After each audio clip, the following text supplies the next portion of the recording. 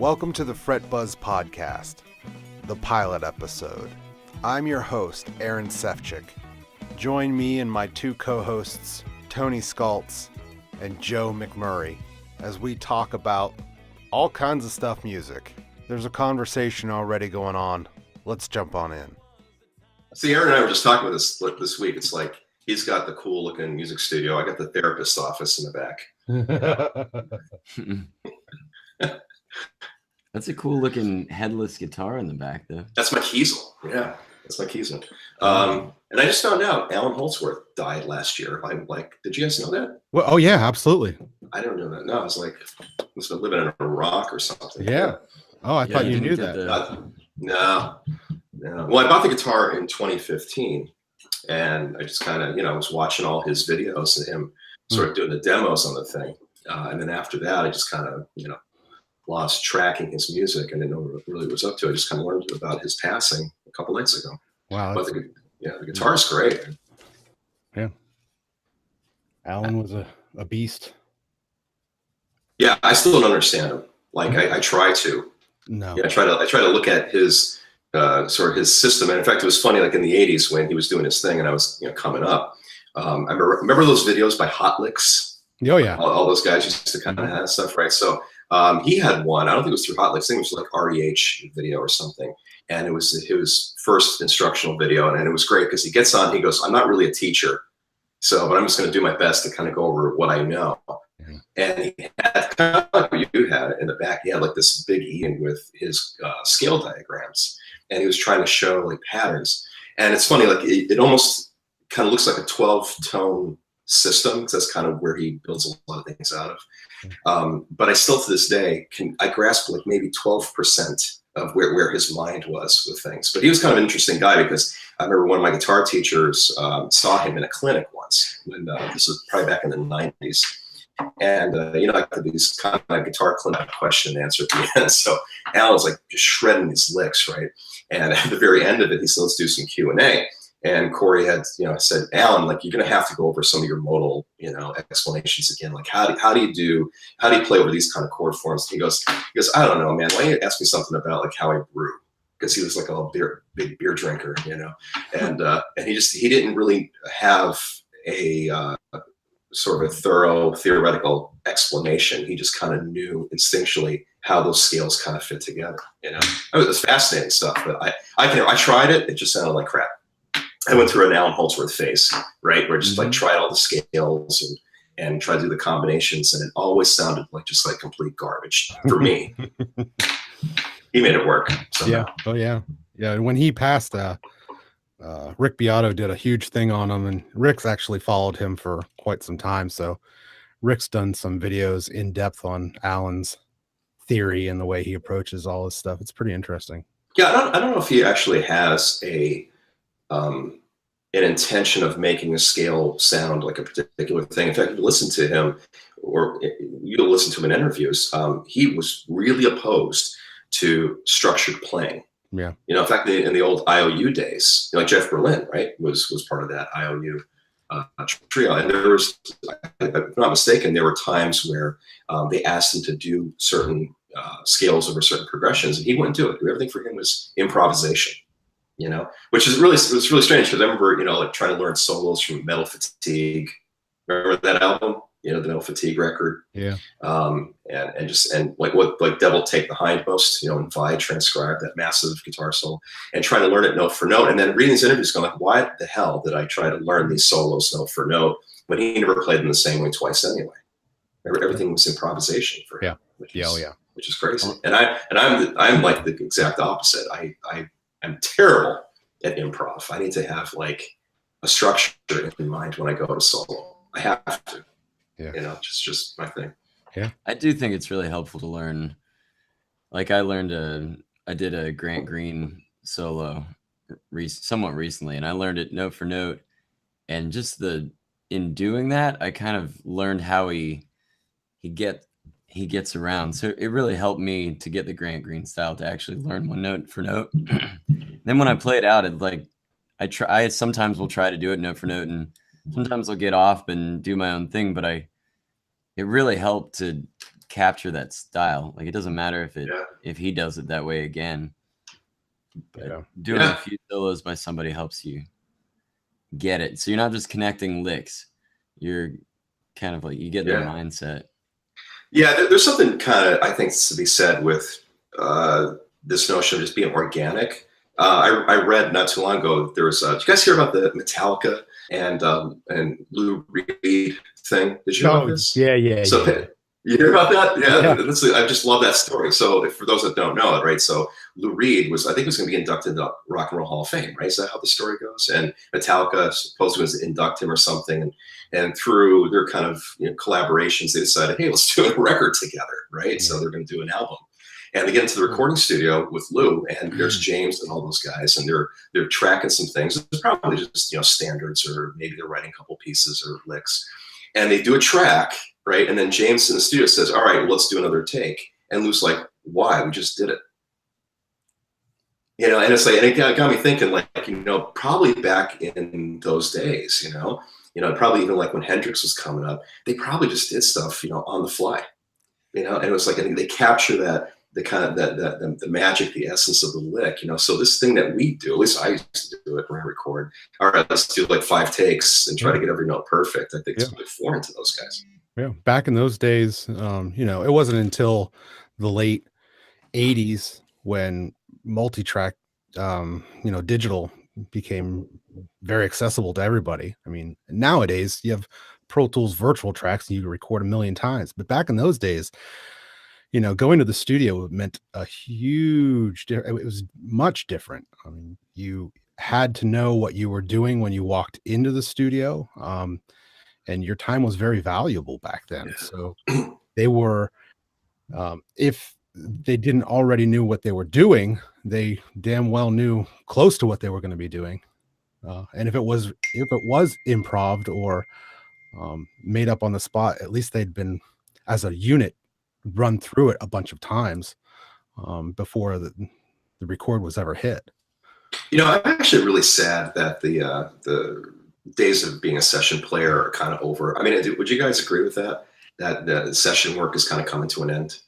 Guys like Steve Lukather talks about this all the time. That just those days we had in the '80s, right, where you would, pick up your axe, walk into a recording session or something, and make buco bucks doing it. I don't seem to be around anymore, and I love that. Yeah, I mean, there's some of it to an extent, but for the most part, Pro Tools and being able to edit stuff, I mean, you could do something a million times and comp it together, and all of a sudden you have a sick solo, and you would never be able to reproduce that live unless you practiced your butt off trying to do it. But for the most part, I mean, a lot of these bands nowadays, they record an album and then they go out and play, and you're like, is this even the same band? Because it sounds nothing like the album.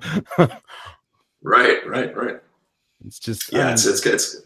The accessibility of what recording is today it's great. It's really nice to be able to do as much as you can do, but at the same time, it lost a lot of that magic that used to happen. Well, just the process of going into the studio, for me was kind of an experience. I came up, as a 14-year-old, being around my teachers who were in their 20s at the time, like having me in recording sessions, like watching those analog boards, with all the LEDs in the tracks, and just being like mesmerized. Like, I want to be in here, which is why I think I never really latched onto live performance as much. I just love the studio. And so for me, it's kind of, vision having a room like yours, Aaron, and have like a neat little board in the back or something doing recording. But even on a larger scale, I think those things are going away, which is crazy. There still is. I did a session for a pop singer that just they saw me play and they needed guitar behind their singing, and I got to go in and I signed away my rights to my playing and played as fast as I could. He was just like, do a few takes and then play some solo work, and I heard it, and they had taken different bits of my lead work and comped together, put it in as fills. Yeah, it was really cool. He sent me the final track. That does still exist, especially when you get younger singers who don't really know. It's like what you were doing, Aaron, for the girl, where you were doing all the instrumental work for her track. Oh yeah, Remember yeah, that? yeah. Yeah, Victoria. like you get some parents that want to make their kids sound good Yeah. in a Or track, even pay somebody to record the background music for yeah. it solo. Or even Will. I had a client, Will, Yeah, yeah. who he just would come in on a weekly basis for a good 2 to 3 years. And he didn't really know how to play instruments, but he had all these ideas in his head. And then he would have me um, figure them out, arrange them, and either play guitar, or then we would get like session players in, saxophone, and we would create this whole thing. We actually created 2 albums doing that. Nice. Yeah. Yeah, that was cool. They were like it was like they were kids songs. Yeah. Kid songs. But they were good. Like Yeah.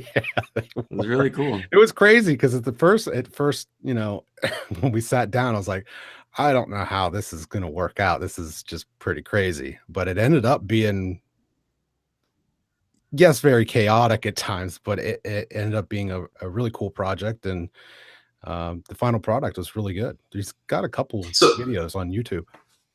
so this was children's music, you said? Yeah, they're like raps. And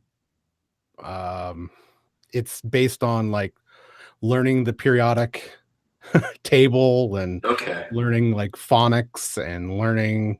Yeah, it was a very interesting. I'll send you the link. Yeah, because I mean, my initial thought was like, Dr. Seuss does Notorious B.I.G. or something like that. No, it was very unique. It was very unique. Yeah. Yeah, the studio stuff, it is nice I like that you can do it in the home, because I think that it opens it up to, going into the studio. When we did my albums with my bands, it cost a ton of money. We were playing shows just to put money in our recording fund. Yeah. And so, I mean, it was really expensive. And had we been able to, if we had better equipment and at least recorded the tracks at home and then gone and had them mixed professionally, in retrospect, that's what I would have done. Right. Because I mean, it cost several $1,000s to make each album. That's a lot of shows, especially in the DC area where you're getting paid by how many people you bring in when you're not an original only band. Not only is that a lot of shows, but okay, so then you record an album and then you don't sell albums. Yeah, you spend all your money on the recording process and mixing and mastering, and you have no money to spend on getting the album out there. Right. And even if you do get the album out there, nowadays the whole buying of albums is pretty much it's a whole new field. I mean, people just don't buy albums really anymore. I mean, not when you got YouTube and Pandora and all those guys. Kids just go on there to find all their music. Yeah, well, I mean, when we were kids, right? It seemed it looks like the industries have, sort of like flipped around now, because dream was what? The dream was you sort of get a record deal. Remember? You would sort of, get into a good band, you'd write a good couple of, tracks, and then you sort of sign a deal for 5 records or whatever that is. And it seemed like the tours back then supported the record sales, right? But now the industry, I think, is the other way around, right? Where it's almost, you're doing most of your money through live work, and if you do an album, it's supporting the tour.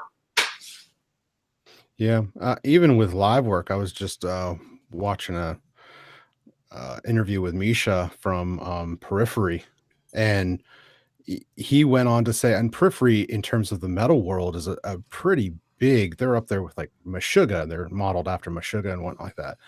And even in his video, he was saying that I don't make any money on live gigs at all. Like, if anything, we're spending money to tour. So in terms of making any money when it comes to doing shows, we don't make any. The only way he makes money is through endorsements, and that's it. That's the only way he makes money. He has his own custom guitar and pedals and stuff like that, and that's how he makes all his money. So it's why is it? What's that? What was it about the live gigs that doesn't really prove lucrative? It's just, is it, how they're managing it is? I don't know personally, because I'm not really in that scene anymore, but from what I gather, it just doesn't pay. I mean, the pay for music anymore is nil to none, whether it's record sales or, live gigs or anything. It's nowadays your best bet is to go live streaming, and go that route. And hopefully someone like Pandora or any of these other guys will pick up your song and they'll get played, and then you actually get paid per play. That's the most lucrative these days. Yeah, but unless somebody's at like pushing your music, putting money behind it, you get no plays. I got like I see my BMI royalty checks, and it's like it's next to nothing. Like I can be like, oh, I know several of those plays were my own, because you can see which song was played, how many times on what platform, Right? and like nobody in the world is gonna randomly find your song amidst the gazillion songs out there. I mean, there is a lot of money to be made playing music out, and I think that's you have to have the right avenues for it, and you can't. I guess what I'm trying to say is that if you're willing to play what people want to hear, I mean, I live in Virginia Beach, and there's so much music. I play on Atlantic Avenue. I played last night. I'm playing tonight, and like there are thousands of people walking around, and there's a different, at least solo or duo act on every street corner, and you have to be willing to play what people want to hear. You have to be willing to put on a kind of a costume and play a role as an entertainer. Or in a totally opposite end of the spectrum, I play a lot of local retirement homes and assisted living homes and memory care places where, old folks have dementia or something. You go and you play a standard from the 30s, all of a sudden they kind of snap out of their whatever they're experiencing, but they come to it changes their mood, and they remember the words, and it's a really powerful experience to go play these retirement homes. Yeah, there was a time when I was actually looking at music therapy as another avenue, and there's a lot of studies out there that kind of suggest that, that activates part. There's apparently, I have to go back to the article I read months ago. There's an area of your brain they just found that responds to music. It's kind of like how the Broca's area of language works. It's just a different, and I'm not a cognitive specialist, so I can't claim that I know what these things are, but I would venture to guess there are parts of your brain that just really light up, even in memory when you're sort of hearing music for like you said, from many decades ago. And so that to me is fascinating. But you're right. I wish on one hand I had your skill, Joe, in like just getting out there and playing for people. Me personally was a really hard thing for me to do, but you're right. There's probably tons of people that just want to hear stuff. I guess you can make a killing doing it too. Yeah. You have to be versatile. Right. I mean, if you're a one-trick pony, you're really gonna struggle. Die on the vine. What's that? I said you'll just die on the vine. You really have to. I played a jazz gig last night, and I got a more popular music gig tonight, and I mean, it just depends on who you're playing with, where you're playing. But the more you learn, and the more different directions you go at once, the better chance you're going to be booked all the time for different types of gigs, and you're going to make a living. And then you're going to be able to teach, because going back to teaching, all these kids like different music, their parents like different music. I go to some households, and they are like, all they want to hear is country, and they don't like rock music. They really don't like jazz. And I have to know some country or learn it. And then I go to the next house, and they're like, we only want classical music, and we only want you to teach our kid classical music. And so do you do a lot of your instruction like in home? I travel around 4 days a week, and then I have one day where I teach at a local studio where I just go and they give me a room. Yeah, nice. But I enjoy going to people's homes, and you really kind of you enter their home, and I meet all the other kids and the whole family, and it's a pretty intimate experience. You step into their home, and so you're providing a service, and no matter how much the internet provides online instruction, I don't think it's ever going to go away. The need for there's people like, No. you know, real teachers that are going to go and work with students. There are still parents who understand the value of that. And then there's always going to be real needs for real live musicians. Yeah. You know, you're not going to be making, you know, thousands of dollars at a gig, but you can go and make $200 in a night, and like maybe you got dinner, maybe you got some tip money, and that's one night. And maybe you spent, you know, you had to spend, if you're playing 3 hours of music, you got to rehearse that music some amount, so you're getting paid for that time as well that you spent preparing. But you know, you start playing, you know, 3 gigs a week, that's $600 at least. You're starting to pay the rent. You get some students, that's more money than that's teaching, great. really. Yeah, sure. Music is absolutely. actually, if you're willing to work, music's a very stable and lucrative job, but you have to work at it. I mean, it's not like I got my degree and now I'm riding, I'm going downhill. It depends on you as a person, and what your aspirations are, and if you're willing to, like, for me personally, I did the party band thing and I'll never do it again. I don't know.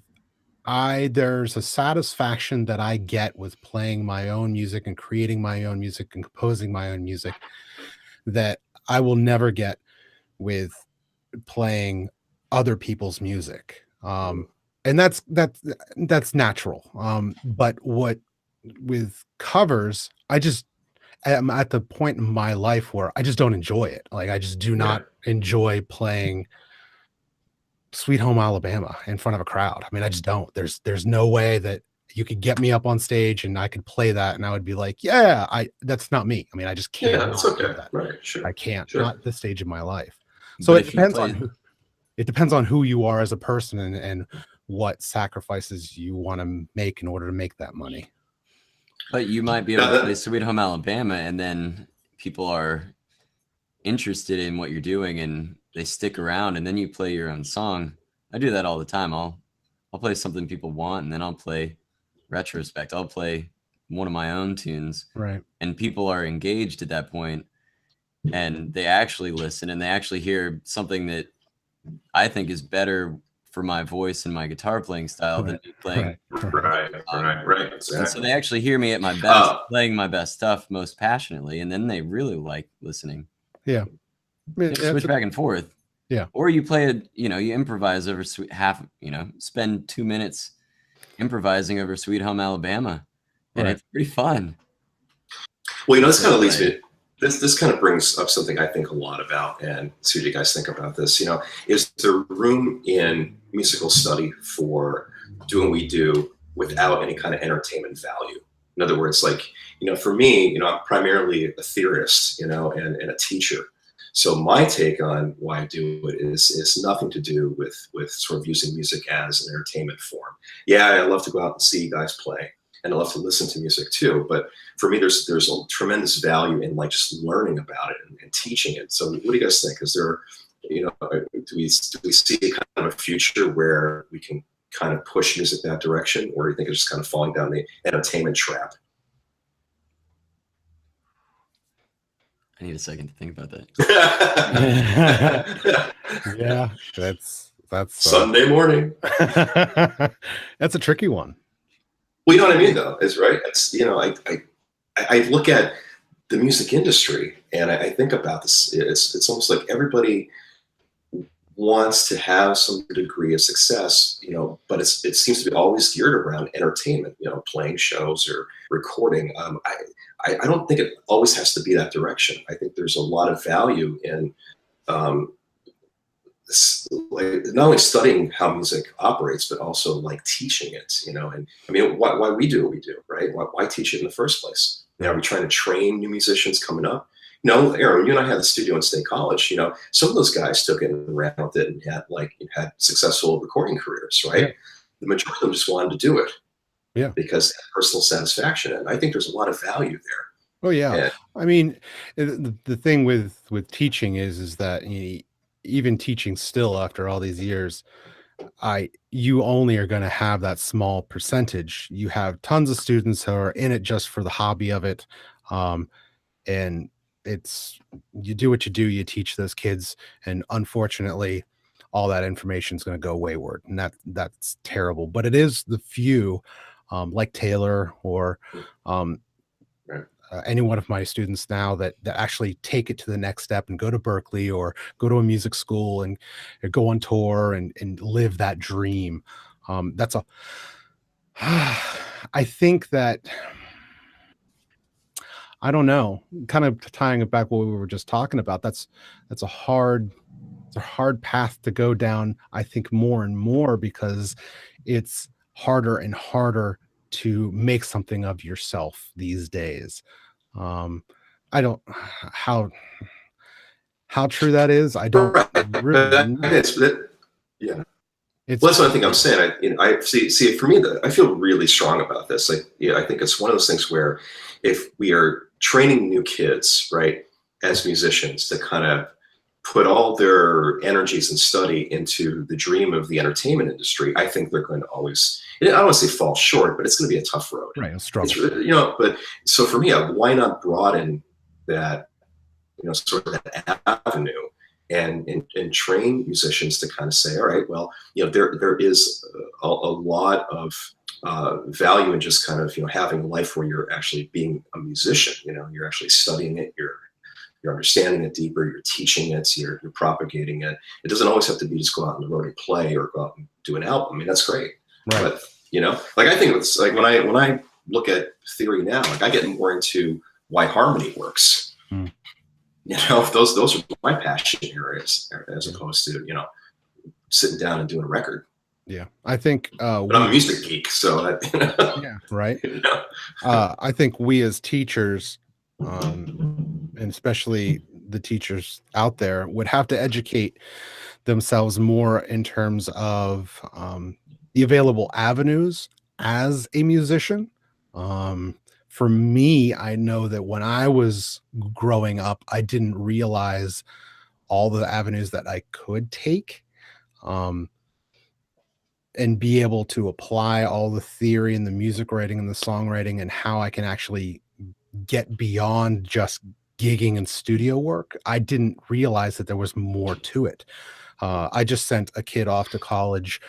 He had his last lesson a couple weeks ago, and he's going into a recording program. But I said, to him as he was leaving, I said, look, I know that recording bands and being in a band is somewhat of a dream of yours, but you also, when you're in college, you need to look up other avenues, things like movies, things like television, things like writing for something other than a band, because there's a lot of other ways that you can make really good money out there.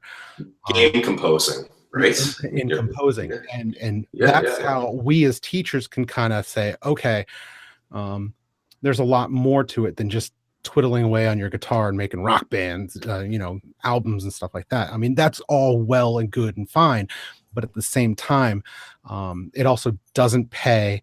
And if you really wanted this to be lucrative, and kind of looked at, not that being, because I can't say that a rock star doesn't hold water, but someone who's a composer for a movie score or anything like that, it's just, I don't know, you have to know what you're talking about. Oh yeah, right. And I find that with teaching kids, there's a lot of people who are not so interested in the theory, and they just want to rock out, and it's like, yeah, but that's only going to get you so far. No matter what, only just playing is just going to get you so far. Yeah. Well, no. It's something we talked about early in the week, right? We're saying, okay, should we be teaching theory to students coming up today? For me, I think this is it. This is, I think the word scares students a lot, like we had talked about. You see, a 14-year-old kid in a chair, say, all right, we're going to start doing theory today, and they kind of, your mind goes somewhere else. But really, that's so important to learn how music works, and how to replicate it, and produce it. Mm-hmm. A lot of times with my kids, I try to make theory. I don't make it a separate subject. We'll start playing something, and I'll sit down and I'll play a C major chord for them, and I'll ask them, does it sound happy or sad to you? Like happy. I'm like, yeah, we call that major in music. And then I'll change it to a minor chord. And like, now does it sound sad? And they're like, yeah, it sounds sad. And I'll do a lot of ear training with them at the beginning, and then I'll show them how to like create a chord just by skipping a note each time. Play the C, skip the D and play the E, skip the E and play the G, and skip the F and play the G. And they start making chords randomly, and I'd get them to tell me if they just made a major or minor chord. Yeah. And then I tell them like, okay, so if it's a sad chord, you need to lift its spirits to make it happy. So I call the spirits the third. So if you need to lift its spirits, you raise the third, and all of a sudden it's happy. And so you start to teach them this stuff without having to go into like writing down all these complicated charts of notes and, major chord equals root plus third plus fifth. And you start gradually putting that in when you need to. But it is accessible if you don't get into really, there's a basic level of understanding that isn't painful. Well, see, it's funny. Like I'm looking at your video screen, Joe. Like I'm looking at the architecture of your house, and Aaron knows what I'm about to say. When years and years ago, when I had my first studio, I had a house just like that, right? Mm-hmm. And Aaron remembers this. That I was the other way. Like I used to hold Saturday theory class. Yep, loved it.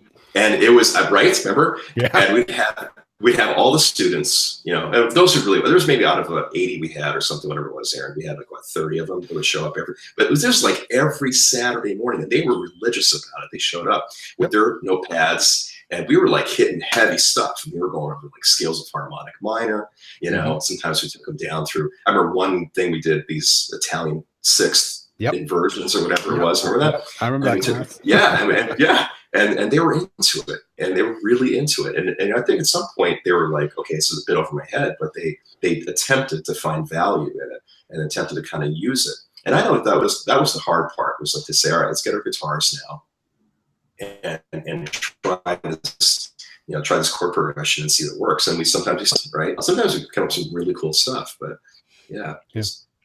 But you have to have people who are interested in that.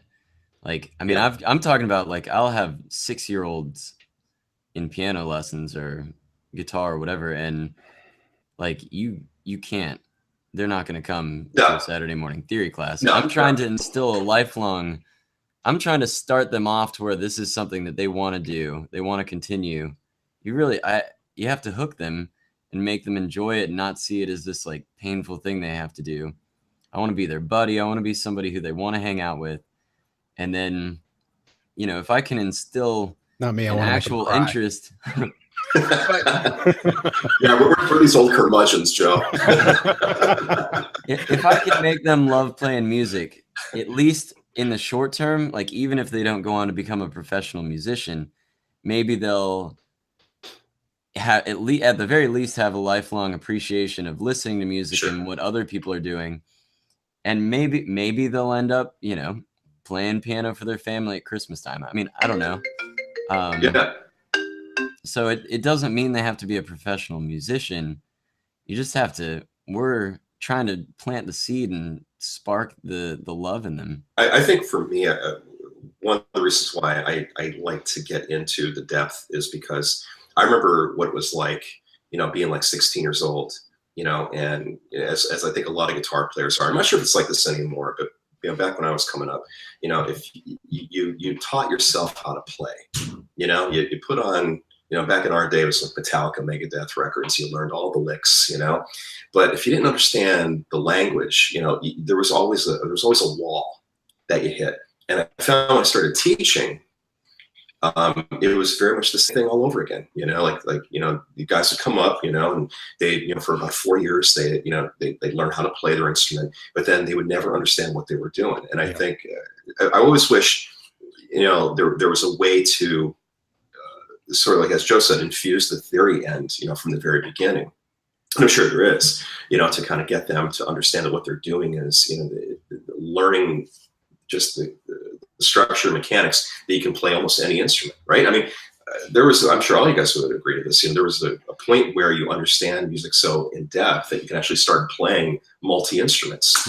I mean, I could pick some off the wall today, and within about 10 minutes, once I learned the tuning, start making something out of it based on what I know. And everybody says to me, well, how the hell are you doing that? Well, you just know how music works, and that's, people look at that like it's magical in some way. No, it's not. It's just, you understand the language, Yeah, there is a point where all students I can't say all students. There are the students who are interested in the inner workings of music. They kind of say to you along the lines, how does this work? Or if I do mention theory to them or getting into modes or something, there is that initial, but I think after that initial, okay, we're going to learn a couple of modes, and then after they've kind of gone through the technique of it and just kind of getting it under their fingers, then I can kind of start going over why and what it is. Like the idea of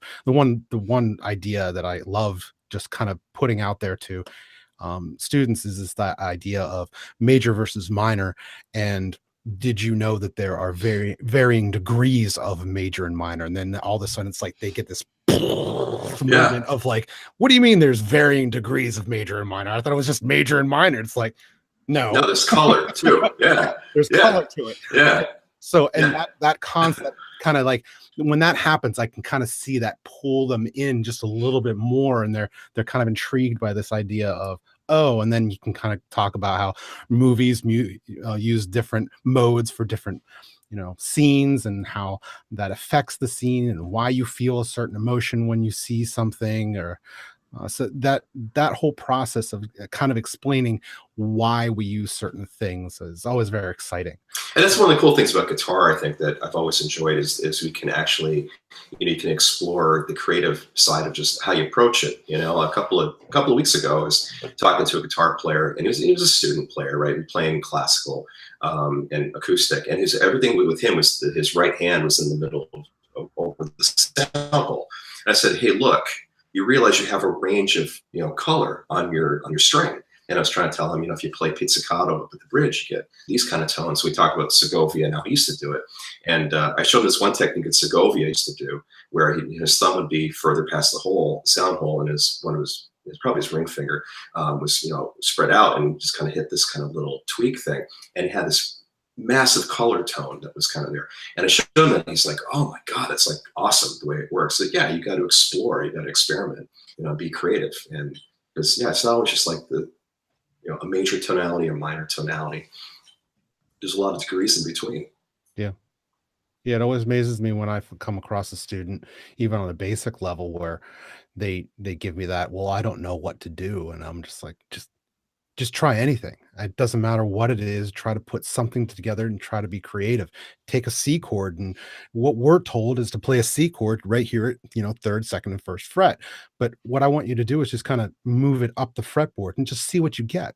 Actually use your ears and see the sounds that are coming from your instrument.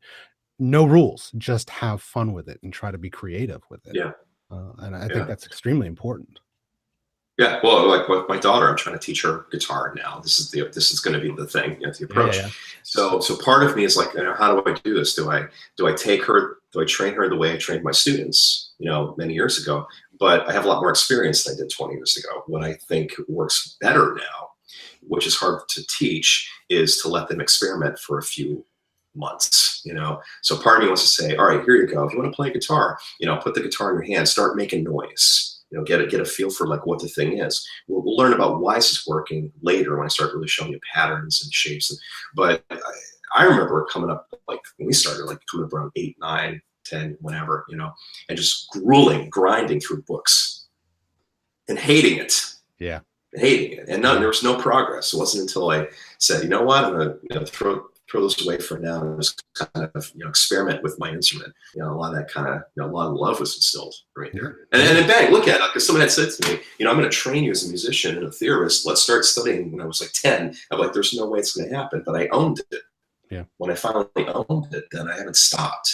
Yeah. I'm 42 and I'm still studying. No, same with me. When I was, really young, 8 years old, I, started with piano, and it was always method books, and always everything was just very stale for me. It wasn't until I picked up the guitar and had no guitar lessons, and I would just sit in my room with this buddy right here for hours and hours and hours, just plunking away. I had no idea what I was doing, but it was this idea of um, nobody's telling me what to do, and I'm just kind of experimenting and being creative on my instrument. And it wasn't until a little bit later, when I started getting some lessons and started understanding what I'm doing, that it started to all come together.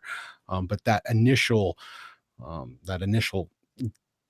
me and my instrument, and this is mine, and this is my persona, that was just so important. And like you said, here I am, how many years later, still doing it. Yeah, right. And one of the things that we don't teach today, and we should, is how to develop a sense of voice and sound through your instrument.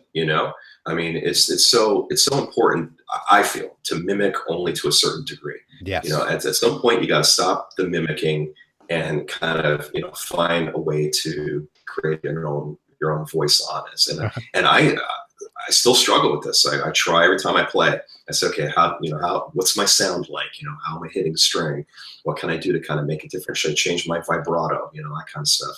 And those, I know there's subtleties, and I know students have to be in a certain mindset to want to go there. But I think in the long run, they become better players.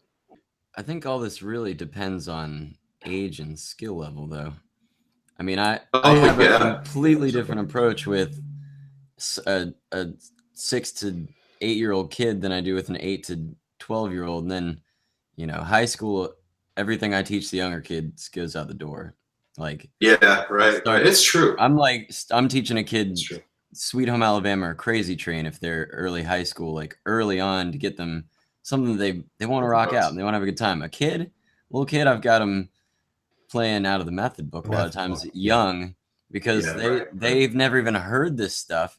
And I'm the one trying to teach them that Crazy Train is cool. Like they don't even know what it is, and when they hear it, they're not sure if they like it yet. Yeah, high school seems to be the crossroad age. I think like around 14, 15, when they're really starting to play. If they play young enough, right?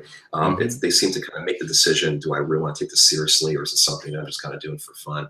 And everything I'm talking about, I agree. It really is for a dedicated player mindset. But, I'm thinking too, it's like we have so many musicians even out there that even experienced players, I feel that after a certain while, they feel stuck. I know I do. I get to a point where after I'm playing 30 some years now, it's like, okay, now I'm feeling in a rut again. And I hate that approach, because that rut stays for a while until you learn something new to get through it. But, imitation is a great way to get out of a rut. I mean, I go through phases like my Eric Johnson phase for me was a huge growth point. And I learned how to imitate him pretty well, a lot of his technical stuff. Yeah. But then I'm like, the next day I'm studying something totally different, but maybe I move around the strings in an Eric Johnson kind of way, and it, you learn how to imitate 100 different people, and your own voice comes naturally. Because I don't want to sound like Eric Johnson every single lick I do. It comes out without even meaning, because it's natural now. Yeah, that's true. Absolutely. I think because I just had this exact conversation with one of my bands on, I think it was Friday, and imitation is extremely, extremely important. It's how we get our chops. It's how we learn. It's how we kind of develop ourselves as musicians. But I think a lot of kids, and I was specifically talking to, well, now I guess I have this conversation with almost all my kids, is that there are a lot of kids that don't know how to just create their own sound. Their playing is only imitation. I only know how to do Sweet Home Alabama or whatever it is. And if I have to sit down with my guitar and create something on my own, I don't know how. I run into that a lot. But that's where learning music theory, we come full circle. Having the music theory, I was teaching a kid Sweet Home Alabama last week, and we did the little bridge part, the ba da da da ba da ba da ba da. Yeah. And we had been he's like 12 or 13, and we had been working on playing over the blues a lot. and teaching him how to play, just straight minor pentatonic scale through the whole thing, or major pentatonic over the 1 chord, minor over the 4 and 5 chords. We had these different approaches, but then we went to Sweet Home Alabama, and I showed him how, okay, this is your little lick, like this is over the D chord, and then we're sliding it down to the C chord, and then we're doing it over the G chord. And he's starting to see that, and I made him take that lick and play that Sweet Home Alabama bridge lick over each chord of the blues for the whole progression. And he's starting to like realize like, oh, this is how they came up with lick. It works over these types of chords, and I can use it in these situations. And so you have to know the theory. You have to know, if I've got a chord, this is what I can do over that chord. Yeah. As I tend to get more into learning, if there are secrets, if you want to call them that, of music theory, one thing I'm kind of learning is that the rules, are not prescriptive anymore. When I was coming up, it was all about learning this rule, this fits with a chord scale relationship, all this kind of thing.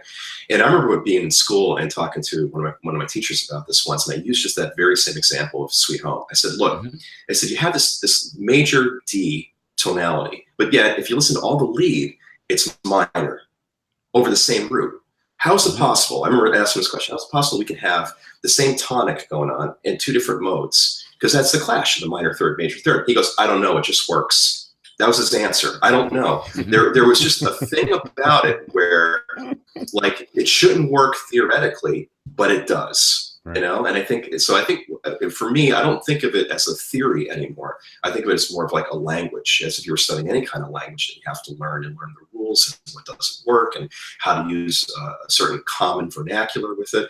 And that's the beauty of it for me now. It's like saying, okay, well, these 2 things should not go together, but when they do, it sounds pretty neat.